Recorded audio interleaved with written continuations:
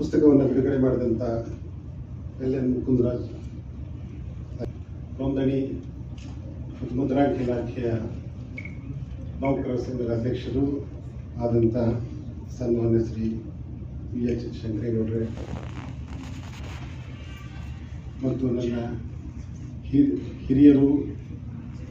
ಹಿರಿಯ ಸಾಹಿತಿಗಳು ಆದಂಥ ಮಾಸ್ಕರಿ ನಾಯಕರೇ, ನನ್ನ ಕವಿ ಅವರ ಶಿಸ್ತುಬದ್ಧ ಒಂದು ಸರಳ ಜೀವನ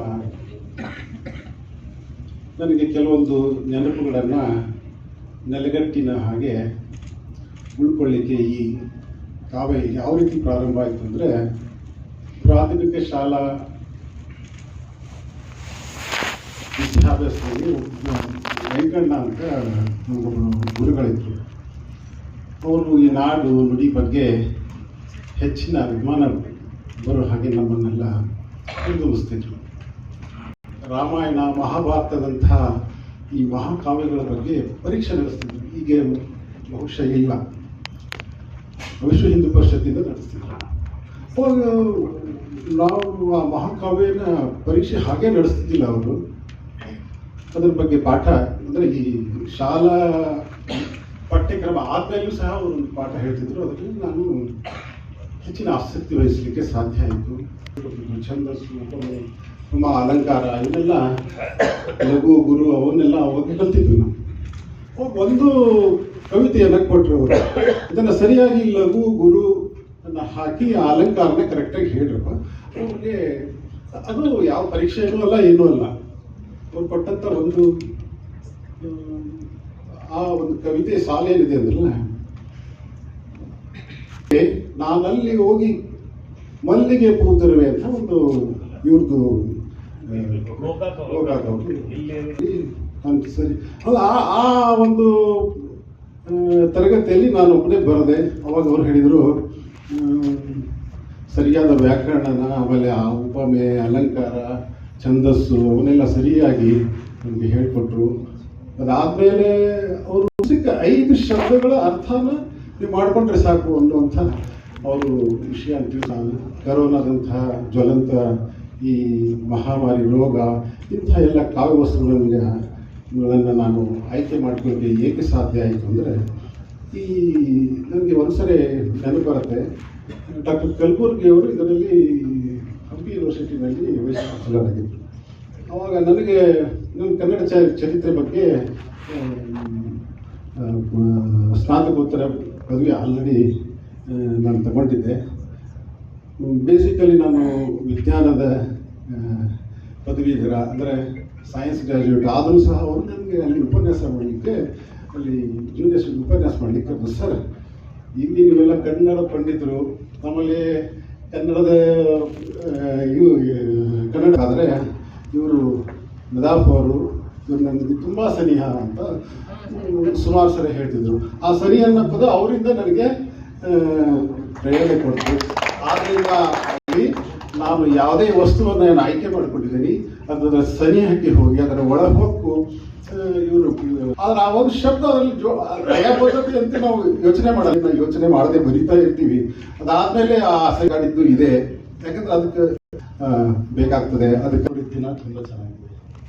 ಸುಮಾರು 227 ವರ್ಷಗಳ ಹಿಂದೆ ಈ ಉಪಖಂಡದಲ್ಲಿ ಮಹಾಕವಿ ಹುಟ್ಟುಕೊಂಡಿದ್ದ. ಭಾಳ ಜನ ಹಿಂದೂಸ್ತಾನಿಗಳು ಅದನ್ನು ಮರೆತು ಬಿಟ್ಟಿದ್ದಾರೆ ಅನ್ಸುತ್ತೆ. ಅವ್ರದ್ದೊಂದು ಶಾಯರಿ ಹೇಳ್ತೀನಿ ನಿಮಗೆ. ಅವ್ರ ಶಬ್ದದ ಬಗ್ಗೆ ಮಾತಾಡಿದಾರಲ್ಲ, ನ ಥಾ ಖುದಾ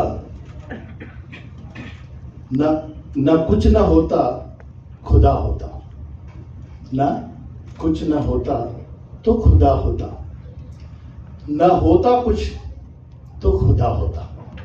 ಅರ್ಥ ಆಯ್ತಾ?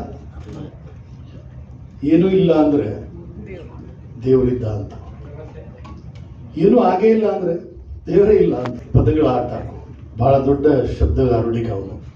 ಡಿಸೆಂಬರ್ 27, 1797 ಇಸ್ವಿಯಲ್ಲಿ ಹುಟ್ಟಿದಂಥ ಕವಿ ಅಸದುಲ್ಲಾ ಖಾನ್ ಮಿರ್ಜಾ ಗಾಲಿಬ್.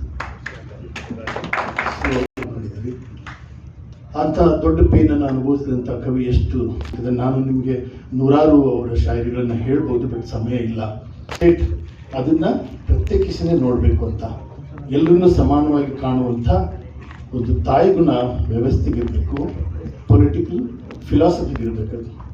ನಾವು ಸಾಮರಸ್ಯ ಅನ್ನೋ ಅರ್ಥನ, ಸೆಕ್ಯುಲರಿಸಮ್ ಅನ್ನೋ ಅರ್ಥನ, ಸೆಕ್ಯುಲರಿಸಮ್ ಅಂದರೆ ಏನು ಅಂತ ಕೇಳುವಂಥ ದಾಷ್ಟಕ್ಕೆ ಬಂದಿರುವಂಥ ಸಂದರ್ಭದಲ್ಲಿ ಸಾಮರಸ್ಯದ ರಾಜಕಾರಣವನ್ನು ಮತ್ತು ಸೆಕ್ಯುಲರ್ ರಾಜಕಾರಣವನ್ನು ನಾವು ಅತ್ಯಂತ ಅಸಹ್ಯವಾಗಿ ಕಾಣ್ತಾ ಇರುವಂಥ ಇಂಥ ಸಂದರ್ಭದಲ್ಲಿ ಈ ಥರದ ಸಾಮರಸ್ಯವನ್ನು ಹುಟ್ಟಿಸುವಂಥ ಕವಿಗಳು, ಕವಿತೆಗಳು ಮತ್ತು ಮಾತುಗಳು ಇಂದಿನ ಅಗತ್ಯ ಆಗಿದೆ. ಈ ಅಭಿನಂದನೆಗಳನ್ನು ಸಲ್ಲಿಸ್ತೇನೆ. ನಾನು ಭಾಳ ಮಾತಾಡೋದಲ್ಲ, ಯಾಕಂದ್ರೆ ನನಗೆ ಮುಖ್ಯಮಂತ್ರಿಗಳು ಇರ್ತಾರ. ಏನಾದರೂ ಸಣ್ಣದಾದ್ರೂ ಅದು ಸಾಹಿತ್ಯ ಪರಿಷತ್ ಅಧ್ಯಕ್ಷ ಅಂತಲ್ಲ, ಮನುಗಳಿಗಾರ ಹೊಣೆ ಅಂತಿದ್ರು ಎಲ್ಲರೂ. ಆ ಹೆದರಿಕೆಯಿಂದಾಗಿ, ಆ ಕಾಳಜಿಯಿಂದಾಗಿ, ಆ ಜವಾಬ್ದಾರಿಯಿಂದಾಗಿ ನಾನು ಕುಂದಿರ್ತಿದ್ದೆ. ನೀವು ಇನ್ನೂ 10 ತಾಸು ಮಾಡಿದ್ರೆ ನಾನು ಇಲ್ಲೇ ಕುಂದಿರ್ತೀನಿ. ಅಲ್ಲಿ ಬಂದಿರೋದು ಇನ್ನು ಈ ಸಮಾರಂಭದ ಕೇಂದ್ರ ಬಿಂದು ನಜೀರ್ ಅವರು ಆ ಪುಸ್ತಕವನ್ನು ಬಿಡುಗಡೆ ಮಾಡಿದಂಥ ನಮ್ಮ ನಾಡಿನ ವಿದ್ವತ್ಪೂರ್ಣ ಸಾಹಿತಿ ಡಾಕ್ಟರ್ ಮುಕುಂದರಾಜ್ ಅವರು ನನ್ನ ಭಾಳ ಹಳೆಯ ಮಿತ್ರರು. ಎಷ್ಟು ಚೆನ್ನಾಗಿ ಮಾತಾಡಿದ್ರು ಅವರು. ಅವ್ರು ಮಾಡ್ತೀವೋ ಅಂತ ತಿಳ್ಕೊಂಡಿರ್ಬೇಕು. ಅವರು ಉತ್ತಮ ಕವಿಗಳು ಕೂಡ, ನಮ್ಮ ಮಾಸ್ಕೇರಿ ನಾಯಕರವರು. ಇನ್ನೊಂದಿಲ್ಲ, ಅವರು ಇಲ್ಲಿ ಅದಾರ, ಮಾತಾಡ್ಲಿ ಅವರು ಅಂತ. ನನಗೆ ಅವ್ರು ಮಾತಾಡ್ತಾರಂತಾನೆ ಗೊತ್ತಿಲ್ಲ. ಎಲ್ಲರೂ ಮಾತಾಡೀವಿ, ಒಬ್ರು ಯಾಕೆ 4 ತಾಸು ಎಲ್ಲರೂ ಎಷ್ಟು ಲವಲವಿಕೆಯಿಂದ ಇದು ನೋಡಿ. ಅಂದ್ರೆ ನಜೀರ್ ಒಬ್ಬ ವ್ಯಕ್ತಿಯಾಗಿ, ಒಂದು ಕಾವ್ಯ ಶಕ್ತಿಯಾಗಿ ನಮ್ಗೆಲ್ಲರ ಸನಿಹ ಬಂದಿದ್ದಾರೆ. ಅದು ಬಹಳ ಮುಖ್ಯ. ಇದ್ದಾರೆ, ಹೃದಯದ ಒಳಗೆ ಬಂದು ಕುಂತಿದ್ದಾರೆ.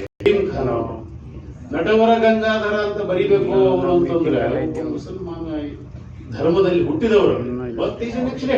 ಹುಟ್ಟು ಒಂದು ಆಕಸ್ಮಿಕ. ನಾನೇ ಮುಸಲ್ಮಾನ್ ತಾಯಿ ಹೊಟ್ಟೆಯಲ್ಲಿ ಹುಟ್ಟಿದ್ರೆ ನಾನು ಮುಸಲ್ಮಾನ ಆಗಿದ್ದೆ.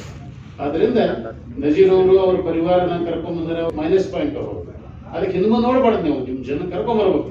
ನಿಮ್ ಶ್ರೀಮತಿಯವರು ಎಲ್ಲಿ ಅದಾರ ಅಂತ ನಾ 2 ಸಲ ಕೇಳಿದೆ. ಹಿಂದೆ ಕುಂತಾರ ಅಂದ್ರೆ ಸುಮ್ಕಾದೆ. ಅವ್ರು ಬಂದಿದ್ದಿಲ್ಲ ಅಂದ್ರೆ ನಿಮ್ದ ತಪ್ಪಂದಿದ್ದೆ. ಆ ತಂಗಿ ನಿಮ್ ಕಾಲು ಮುಗಿತೀನಿ, ಇನ್ನೆಲ್ಲರೂ ಹೆಣ್ಮಕ್ಳು ಇಲ್ಲಿ ಮುಂದದಾರ. ಈಗ ನೀವು ಹಿಂದಿರೋಕ್ಕೆ ನೀವೊಂದು ಪ್ರೇರಕ ಶಕ್ತಿ ಅಂತ ಅವರೇ ಒಪ್ಕೊಂಡ್ಬಿಟ್ರು. ಅದನ್ನ ಮತ್ತೆ ಅದ್ರ ಬಗ್ಗೆ ಹೇಳಕ್ಕೆ ಅಭ್ಯಾಸ ಮಾಡಿ, ಗುರು ಭಕ್ತಿಯಿಂದ, ಸರಸ್ವತಿಯ ಮೇಲಿನ ಶ್ರದ್ಧೆಯಿಂದ, ಅಂದ್ರೆ ಅಭ್ಯಾಸ ಮಾಡಿಕೊಂಡು ಅವರೊಬ್ಬ ದೊಡ್ಡ ಕವಿಯಾಗಿ ಇವತ್ತು ಮೂಡಿ ಬಂದಾರ. ನನಗೆ ಬಹಳ ಹೆಮ್ಮೆ ಅನಿಸುತ್ತೆ. ಈ ಸಮಾರಂಭದ ಅಧ್ಯಕ್ಷತೆ ವಹಿಸಲಿಕ್ಕೆ ನೀವು ಅವಕಾಶ ಮಾಡಿಕೊಟ್ಟಿರಿ. ಹೇಳಲಿಕ್ಕೆ ಹೇಳಿದ್ನಲ್ಲ, ಬಹಳ ಇದೆ. ಏನು ಅಂದ್ರೆ ಕಾವ್ಯದ ಶಕ್ತಿನೇ ಅದು. ಸಾಹಿತ್ಯ ಎಲ್ಲರನ್ನು ಆಕರ್ಷಿಸಬೇಕು. ಕುರಿತೋದಂ ಕಾವ್ಯ ಪ್ರಯೋಗ ಪರಿಣಿತ ಮತಿಗಳು ಅಂತ ಹೇಳಿದ್ರಲ್ಲ, ಅಷ್ಟೊಂದು ಸಮೃದ್ಧವಾಗಿದೆ.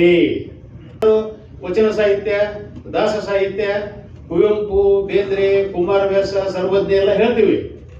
ನಮ್ಮ ಜಾನಪದ ಮತ್ತು ತತ್ವ ಪದಕಾರರು ಶರೀಫ್ ಶಿವಯೋಗಿಗಳು ಯಾಕೆ ಹಂಗಾದ್ರು? ಇವರು ಊರು ತಡಸ, ಶಿಶುನಾಳ ಶರೀಫರ ಊರು ಶರೀಫಗಿರಿ. ನಮ್ಮ ಊರಿಗೆ ಕೇವಲ 25 ಕಿಲೋಮೀಟರ್ ಅರೆಮಲೆನಾಡು ಗುಣ. ಸ್ವಲ್ಪ ಮುಂದೆ ಒಂದು 100 ಕಿಲೋಮೀಟರ್ ಹೋದ್ರೆ ಕುವೆಂಪು ಅವ್ರದ್ದು ಊರು ಅಲ್ಲೇ ಬರ್ತದೆ. ಅಂದ್ರೆ ಊರಿಗಿರೋ ಹಂಗೆ ಸಂಬಂಧ ಇಲ್ಲ. ನೀವು ಸಾಮರಸ್ಯದಿಂದ ಇರಬೇಕು, ಸೌಹಾರ್ದದಿಂದ ಇರಬೇಕು ಅಂದ್ರೆ ಎಲ್ಲಿಯಾದ್ರೂ ಇರ್ಬೋದು. ನನ್ನ ಪ್ರಕಾರ ಅಲ್ಲಿ ಹುಟ್ಟಿದಾರೆ ಹಂಗಿರ್ತಾರ, ಇಲ್ಲಿ ಹುಟ್ಟಿದಾರೆ ಹಂಗಿರ್ತಾರ ಅಂತ ಯಾವುದು ನಾವು ಇದನ್ನ ಹಾಕೊಳ್ಳಬಾರ್ದು. ಗೋಡಿಗಳನ್ನ ಅವುಗಳನ್ನ ಕೆಡಬೇಕು. ನಾವು ಅನಿಕೇತನರಾಗಬೇಕು ಅಂತ ಕುವೆಂಪು ಈ ಇಲ್ಲಿ ಬರೀ ಎಲ್ಲ ಹೇಳಿದ್ರಲ್ಲ, ಹೋಗಿ ಬಂದೆ ಗೆದ್ದೆ, ಅದು ಬೇರೆ.